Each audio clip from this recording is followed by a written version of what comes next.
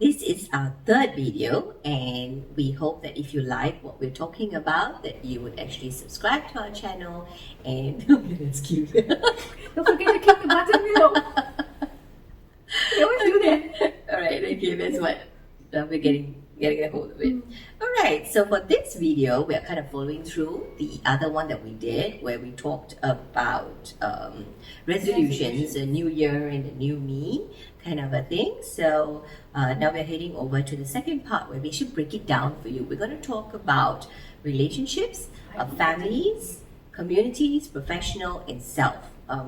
And felt that self should come first because we build that way, but we're saving that for the last topic because that's going to lead you into our February videos where we talk about relationships and finding love and everything.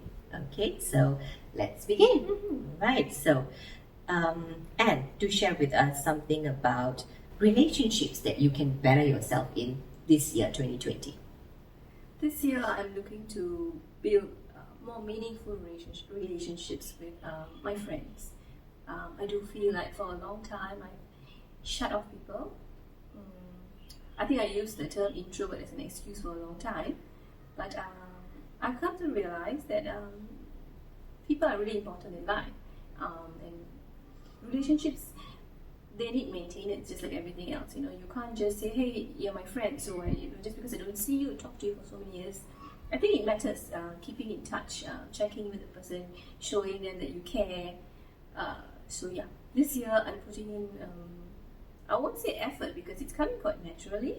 I realized that I enjoy their company. I have no idea why I shut them off for so many years. I was going to ask you that actually. Yes. What happened along the way?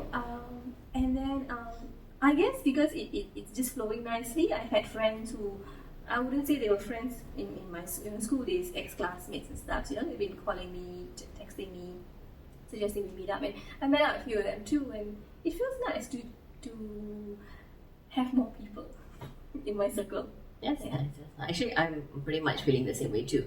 I am not an introvert. I have lots of friends. I talk to everyone and I'm very open about stuff.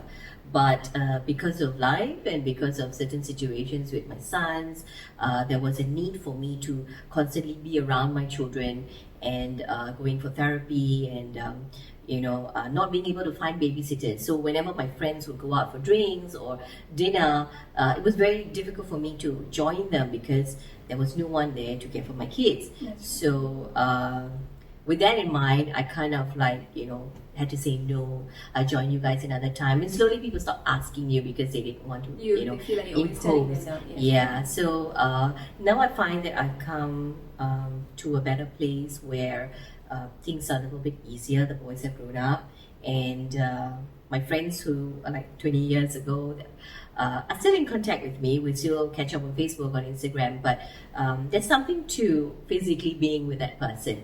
And as of the start of this year, I find myself, not just myself, but sometimes they're reaching out and say, hey, if we open a chat group, let's meet up. And instead of saying no, or let me check my, schedule, I was like, yes, let me try to make it. So where possible, I try to catch up with I've already been for like 2 to 3 catch-ups. The year has just started and I'm quite happy about that. Yeah. So the funny thing is, because I have a huge demographic of friends, like some of them are as old as my son, and then some of them are as old as me. So each time you go into a different circle, kind of, and you learn different things, and for the older friends, we catch up and we're in a good place right now. For the new friends, they look up to me like, say, okay, would you share? Reach that stage. So. Correct. So I think it helps me grow. It also helps me grow and share my 2 cents worth with the younger generation. It helps you kind of like keep yourself grounded with the newer trends. Right. What's happening in the world today. Yes, that's true. That's very true. Okay, so that's for relationships. I think we're pretty much on the same page. We're both working on maintaining, improving our relationships with friends. Yeah. Okay. So the next one we're going to talk about is family life, and family could mean a lot of things. So in which area of family life do you think you want to improve this year? Well, my son's almost 9, and we've always had a good relationship, I feel, but I am very terrified of teenagehood, which is coming soon. So I think I am working very hard on finding ways to remain connected with him. He is very open with me. He shares a lot of things with me. He talks all the time. So we're good now, but I am aware that that might change soon. And I'm not going to say that, I'm just, my friends are telling me, hey, don't put it that way because you have a good relationship with him. Maybe it won't go bad, but I don't think the word is bad. I think it's about growing up. We all go through different stages in life, and teenagehood is just a rite of passage. Everybody goes through. Yes. So I want to be able I want him to feel able to connect with me even then. So yeah, that is something I'm working on this year in terms of relationships. Okay, How that's about it. you? Kind of like the same. I have boys in three aspects of life. One is already having a career of his own, but every now and then he will come in and he want to share something, and just so happened to be on that day I'm like exhausted from work. But then I make it a point that I'm always present. Yes, because I don't want him to feel ever any time in his life that I come to mom and she's just too busy or tired. So although I have loads of stuff going on, like my full-time job and new project that we're working on and everything, I'm trying to balance everything to ensure that no one is falling short. And you have three. Yes, three different ones. So youngest one is going to primary school, so that is a whole different ball game where parental involvement is important, and I want him to have a smooth transition. He has a shadow in school with him as of now, so between me, the shadow, his teachers, so there's a lot of settling to do. So this year, I would say in terms of family, I want to maintain the boys' relationships that I have with the other two, and then build a more stable one with the third one, I would say. Yeah, that's for me. Next in line would be, interesting, community. Community. Okay. I do feel I don't do enough for my community. I have been feeling it what's the word called it? To volunteer, to spend my time doing my part for my community too, because it's human. We are social creatures. We belong in a community. We can't survive on our own. And as much as I want to, I haven't been volunteering or going out to social or community events as much as I would like to. But I think I find inspiration from my son. He's only 9, he's only 8 actually, but he's very involved in community events. So, he's big on recycling, saving the earth. Yeah. Even they recently opened the new Thomson East Coast Line, right? The train. He was there, right? He was there at the opening party, whatever you call it. So he's very involved in community events, and it makes me realize that hey, we belong in a community, and we should be more engaged in such events. It's not just an event; it's an occasion for us to come together. Something that's just beyond just us. Mm-hmm. So yeah, I do hope to volunteer more, or at least get more involved in social causes. I think the stereotype is like when people say, what do you do for your community? Like you mentioned, how to give back and everything. But sometimes it's the little things that we do. Like, I beg to differ in the sense that you said you have not done much.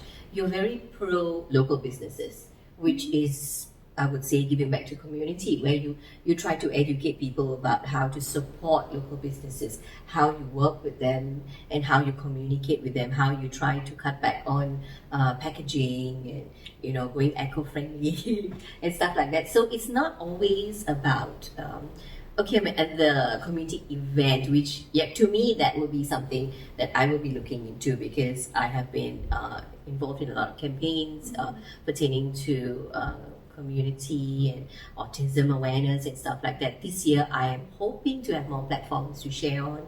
I am hoping to tell my story to a bigger crowd, hence the channel. You recently shared at an event, right? Yes. How does it make you feel being involved in something that's larger than just you?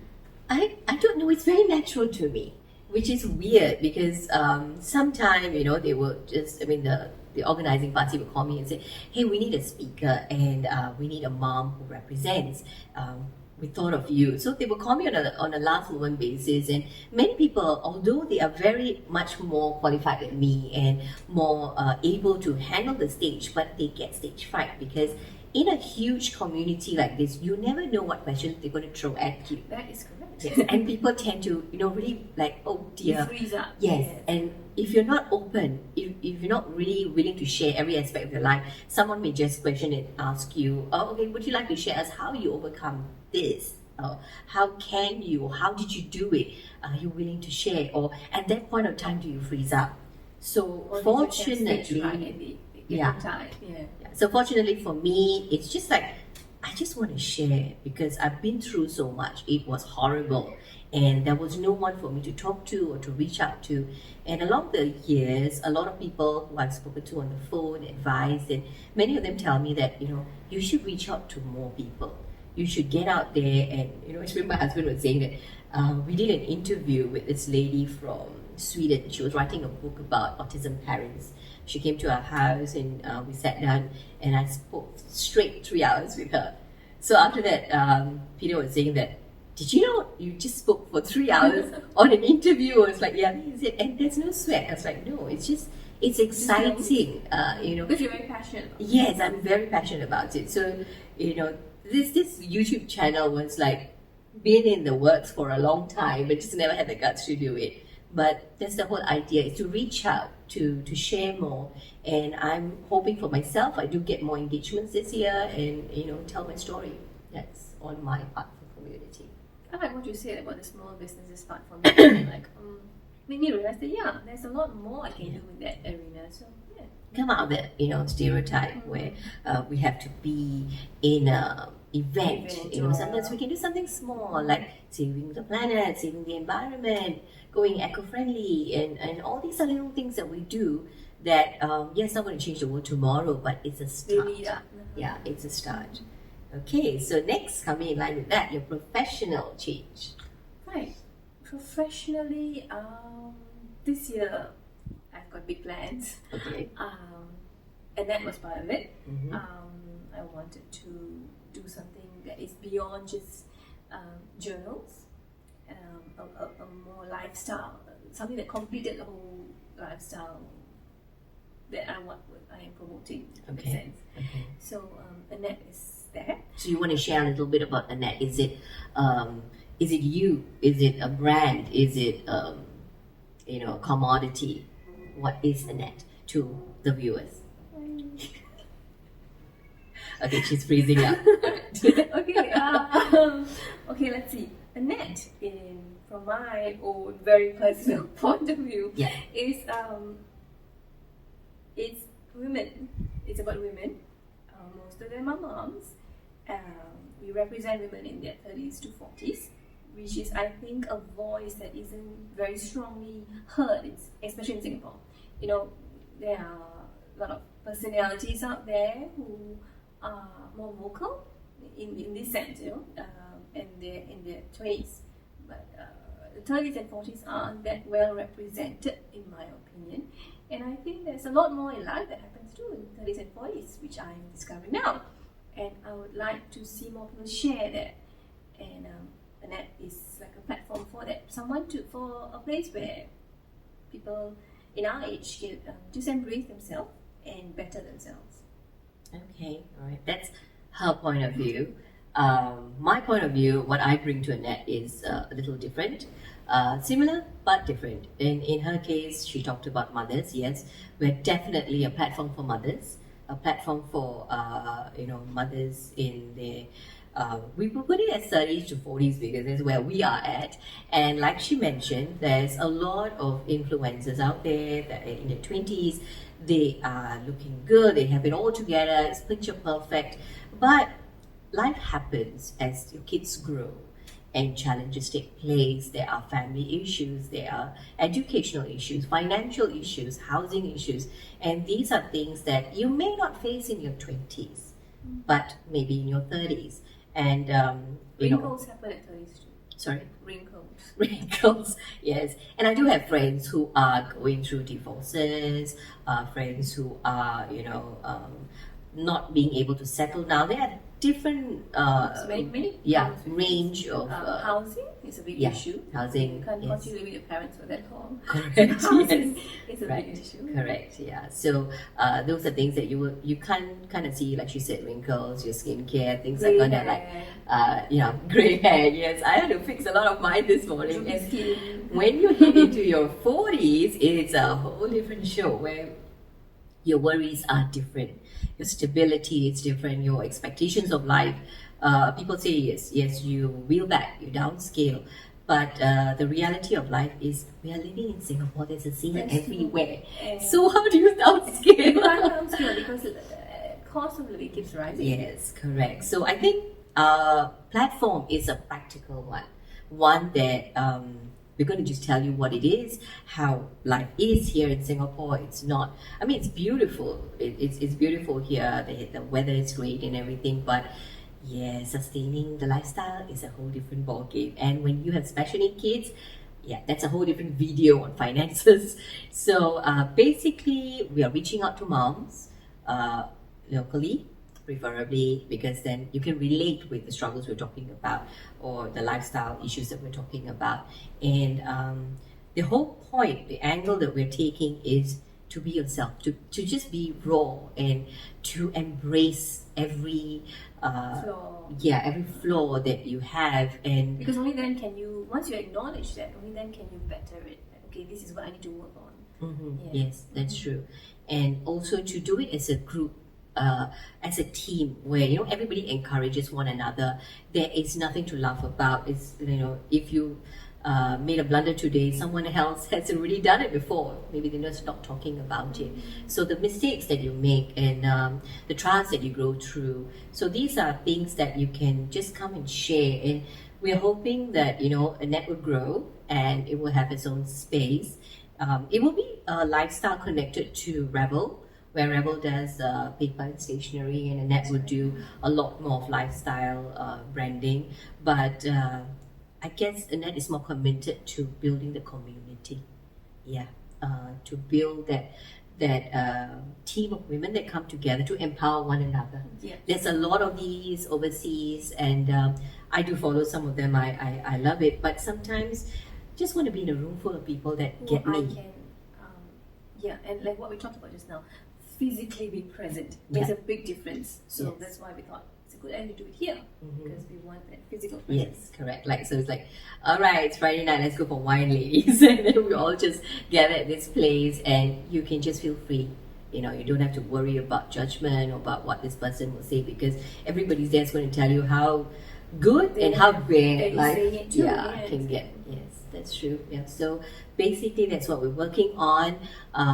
Crossing my fingers and praying hard with all the hard work that we do. Hopefully by the end of this year, and let me have a space, and that's one of my secret wishes for this year. It's like I really want to have a space for Annette and to just bring people together and to tell our story. That's the main vision for me when it comes to Annette in that aspect. So our last topic before we wind up is self. Oh, right. Still thinking? Okay, Self. I will wrap up first then, Okay. then you wrap up the video. Okay, for self, I want to work on myself. I want to work on my health given my age, like we're talking about. Let's be practical. We have to go for all those tests, and I want to be living a more healthy lifestyle. There was a time where I would keep all my clothes and say that, after I lose some weight, I'll get back there. Now I'm just more practical. Like, okay, we're not going to go back into the size 24 jeans anymore. So let's just take life as it comes. I just want to be healthy. I want to be toned. I want to be happy. These are things that I want to see on a physical aspect for myself this year. So you're more focused on your physical well-being for this year. Focus Inside out, I would say, because I'm already I already started meditation and all that as of last year. So I'm already ongoing. But on the physical aspect, it's not there. It's like I'm still eating a lot of crap. That has to change. Okay. So I worked on my inner self last year, and this year is the outer self. Interesting because I'm looking at it from a different point of view. Mhm. I'm thinking that if I am able to get my mental well-being right, Your chakras, per yes, se. Yeah. then ultimately I'll be able to control my cravings when it comes to food. It didn't work with me though. I mean, the inner side is awesome. It's all zen. It's all zen. Yeah, right. Like today, when someone would call me out on something, my old self would be like, "Ah, dare she?" But Well, that's true. I do see the change in you. thanks to meditation, there's a lot of Zen moments where every morning I start with a little bit of at least about 10 minutes of meditation. And when I see someone coming charging at me with accusations and everything, the old me would have been very defensive, but the new me is like, oh, poor you must have been going through something really bad for you to lash out at me. And then I reflect, did I do something to kind of trigger that person? So I would say that 2019 was working on myself, and I'm very happy where I've reached. Of course, I'm not there yet. I would like to improve a bit more, but yeah, when I get stressed, especially tiredness, I don't have enough sleep, I get cranky, and then I go for fried food. That's bad. That's just bad. It's like therapy. Yeah. Okay. Yeah, mine is more of the mental well-being. I'm focused on. I think I've explored a bit about myself. I feel like I'm only just beginning to understand me. Like 2019, mid 2019, Mhm. which I think had to do with the whole waking up earlier and spending time with myself. And so I think I want to spend this year getting to know me a bit better, which I feel would help me with my relationships that I said I want to build. Where when I know myself better, can I know what I bring to the table. I truly agree. So Yes. I'm working on that. Okay, that's good. So with this, we will wind this video up, and then come February, we will talk about finding love. Finding love everywhere. and self-love. Yes. Yes. All right. So, Thank you. thanks for watching. Don't forget to Subscribe. Bye. Bye.